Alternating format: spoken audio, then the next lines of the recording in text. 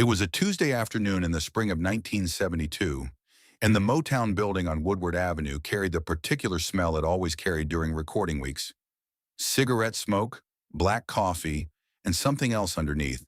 Something harder to name. A kind of pressure, maybe. The pressure of people who needed to be brilliant on a schedule. Marvin Gaye had been sitting in Studio A for 2 hours without recording a single note. He was at the piano, not playing it, just resting his forearms against the keys, staring at a point somewhere beyond the soundproofed walls. The engineers had learned by then not to ask. When Marvin was like this, asking only made it worse. You waited. Sometimes something came. Sometimes you packed up and went home. He had been in this state more often than not since the beginning of the year. What's Going On had come out in May 1971, and the world had received it in a way that Marvin hadn't fully expected, which was to say the world had understood it. That had been the frightening part. He had made an album about grief and disorder and the quiet violence of a country consuming its own young, and people had played it in their kitchens and their cars and their late-night rooms and nodded like they recognized every word. And Marvin had watched that happen from a place of profound exhaustion, the kind that doesn't go away with sleep. He had given the world something real, and the world had taken it and kept moving, the way the world always does, and he was left wondering what came next, and whether he had anything left to give that mattered, and whether the question even had an answer. The door to Studio A opened without a knock. That was the first thing Marvin noticed. Almost everyone knocked. The second thing he noticed was the cane, tapping twice against the door frame before the person holding it moved fully into the room. Stevie Wonder was 21 years old, and he moved through doorways the way most people move through spaces they have memorized, with a kind of confident economy that had nothing to do with sight and everything to do with attention. He had been at Motown since he was 11. He knew the building better than most people who could see it. Marvin didn't move from the piano. He watched Stevie cross the room and settle into the chair that sat near the mixing console, and he waited. "They said you weren't doing anything," Stevie said. "They're right." "Good." Stevie reached into the bag he was carrying and produced a reel-to-reel tape. He held it out toward Marvin in a way that was more of an offering than a handover. "I want you to hear something." Marvin looked at the tape without getting up. "What is it?" "Something I've been working on. I need someone to hear it who'll tell me the truth." There was a long pause.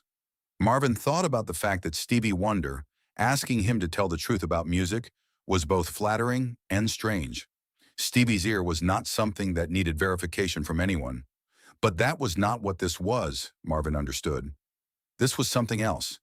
This was one person in a building full of performing, asking another person to be, just for a moment, a witness. "Load it up," Marvin said. What came out of the speakers over the next 4 minutes changed the temperature of the room. That was the only way to describe it later, and only to himself, because Marvin never spoke about what happened in Studio A that afternoon. Not to anyone, not in the year following, not in the decade following, not in any interview or conversation that has ever been documented. What is known comes from the periphery. An engineer who was present briefly before being asked to step out. A session musician who had the room next door and heard, through the wall, music that made him put down his instrument and just sit.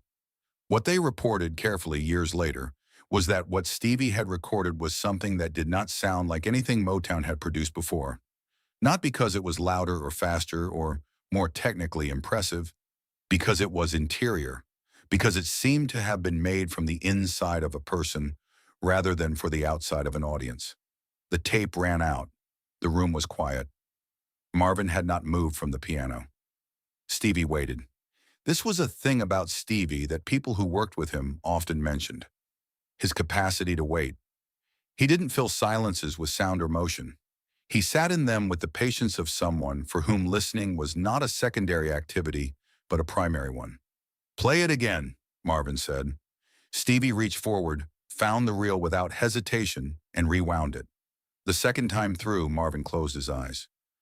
Not because the music was pleasant, though it was, in the way that true things are sometimes pleasant without being comfortable. He closed his eyes because there was something in what he was hearing that required him to be somewhere inside himself that he had been avoiding. A room he had locked and walked past and pretended did not exist since sometime in 1970, since a phone call from Philadelphia, since a funeral he had attended in his stage clothes because he did not own anything that felt adequate for the weight of the day. The tape ended again. The quiet that followed was different from the first quiet. The first had been the quiet of assessment. This one was something heavier. Marvin opened his eyes. He looked at the reel sitting on the console. He looked at Stevie's face, which was turned slightly toward him in the particular attentive way that Stevie's face always carried. And something about that expression, that patient readiness, made Marvin feel an emotion he could not immediately identify. It took him a moment to recognize it as exposure, as the feeling of being seen by something that had no interest in looking away. "I have to go," Marvin said. Stevie nodded. "Okay, I'll call you." Stevie picked up his cane. He stood without any of the awkward transitional gestures that sometimes accompanied people rising from chairs in difficult moments. He simply stood, tucked the tape under his arm, and moved toward the door. At the threshold, he stopped. "The part near the end," Stevie said, and did not finish the sentence. Marvin said nothing. Stevie left. Marvin sat at the piano for another 40 minutes without playing it. Then he drove home. He took a route he did not usually take, through streets he had not driven in years, past a church he recognized from childhood, past a barber shop that had not changed at all. He noticed all of this in the way you notice things when your mind is very full and has defaulted to simply recording. He arrived home. He went inside. He did not answer the telephone that evening, or the following morning, or the morning after that. He did not go to Motown. He stayed inside his house, sitting for long periods in the chair by the window that faced the garden, which had gone mostly to seed. People who worked with Marvin during this period spoke later about what they called his disappearances. They were common enough that they had a name for them and a protocol. After 3 days, you sent someone he trusted. You did not send anyone from Motown. You sent someone personal. What Marvin was doing during those 3 days is not something anyone can fully account for. What can be said is that he was listening, not to music.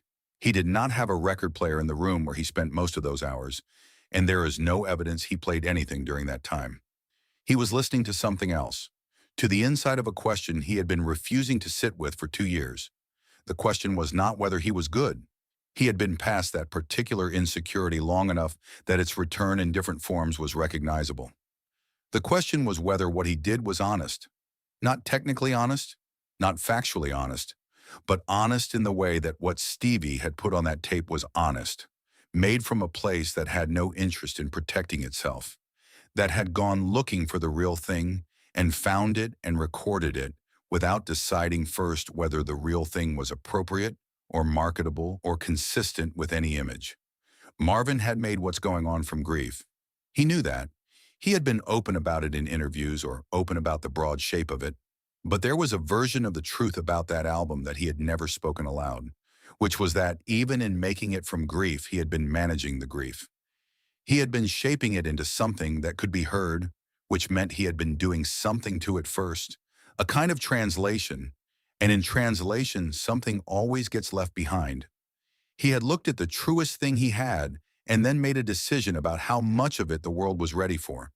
And the world had called the result revolutionary. And Marvin had smiled and said thank you and driven home alone. What Stevie had played him did not seem to have made that calculation. Or if it had, Marvin could not find the evidence of it.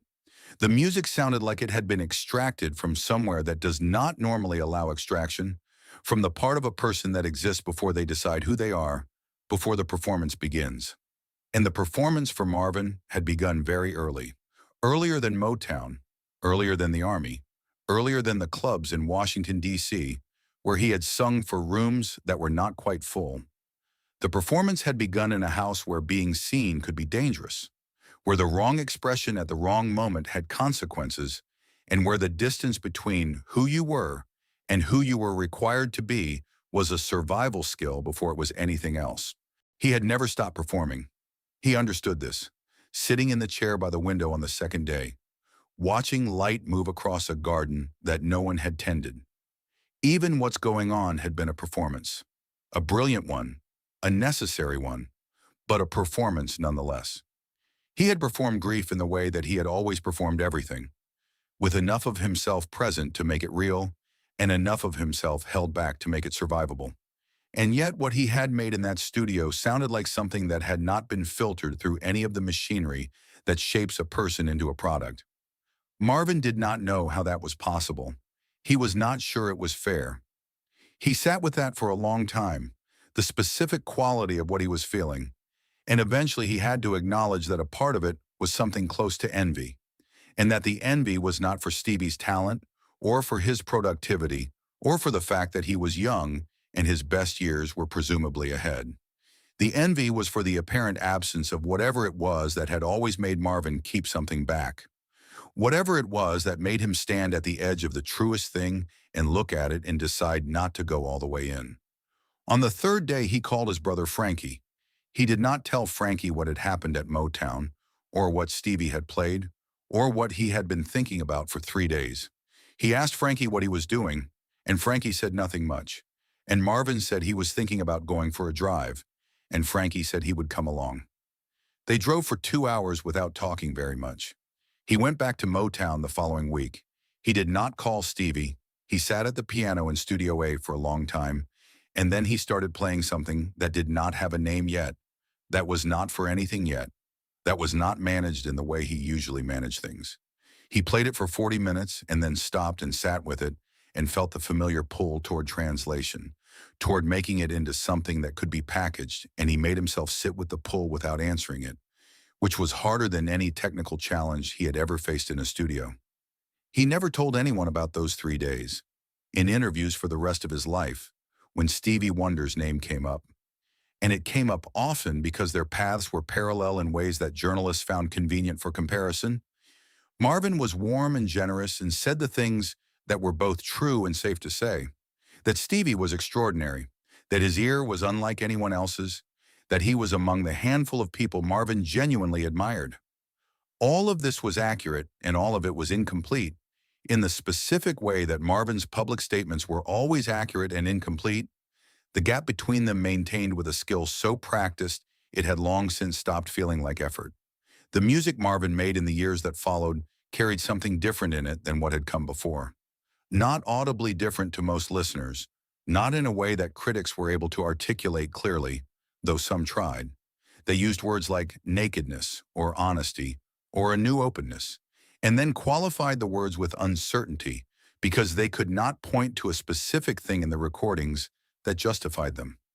It was more like a change in texture, a change in how close to the surface Marvin allowed himself to come. Whether this had anything to do with a Tuesday afternoon in Studio A, with a tape played twice in a room, and a silence that followed, is not something that can be established. Marvin did not keep a journal. The people who were close to him during this period have their own accounts of what he was like, what he seemed to be working toward, what he seemed to be moving away from, and none of those accounts include the afternoon with Stevie, because none of those people knew about it. They worked together occasionally in the years that followed. They were courteous. They were professional. They were even genuinely warm in the way that people can be genuinely warm when they have agreed without discussion to keep a certain door closed. If Stevie remembered the afternoon in Studio A, and there is no reason to think he did not, he never raised it. And Marvin, for his part, carried it the way he carried most of the things that had gotten too close. He carried it in the music, and in the silence between the music, and in the part of himself that he never learned, finally, to stop managing. He was still managing it, years later, in ways that had nothing to do with music anymore. Managing the distance, maintaining the translation, keeping himself at the edge of the truest thing, and deciding one more time not to go all the way in. There were reasons for this that made sense, and reasons that had stopped making sense years ago and had become habit, which is its own kind of reason. He had learned very early that to be fully seen was to be fully vulnerable, and that vulnerability in the wrong hands was not a gift, but an exposure. The people who had held power over him had taught him this before he was old enough to question the lesson. What Stevie's tape had done, in 4 minutes on a Tuesday afternoon, was show him a version of the world in which that lesson was not universal, in which a person could make themselves completely available to what they were doing and not be destroyed by it. It had been both the most clarifying and the most disorienting thing Marvin had encountered in years, because it had suggested a possibility that he did not know how to locate inside himself, and had then left him alone in a room with the question of why. He never fully answered it. That is perhaps the most honest thing that can be said. He approached it in the music, sometimes nearly touching what it was pointing to and then pulled back, the way a person pulls back from a window at a great height. Not because the view is not beautiful, but because beautiful and terrifying often come from the same direction, and the body does not always know how to tell them apart. The tape Stevie brought to Studio A that afternoon was never identified. It may have become part of something that was later released.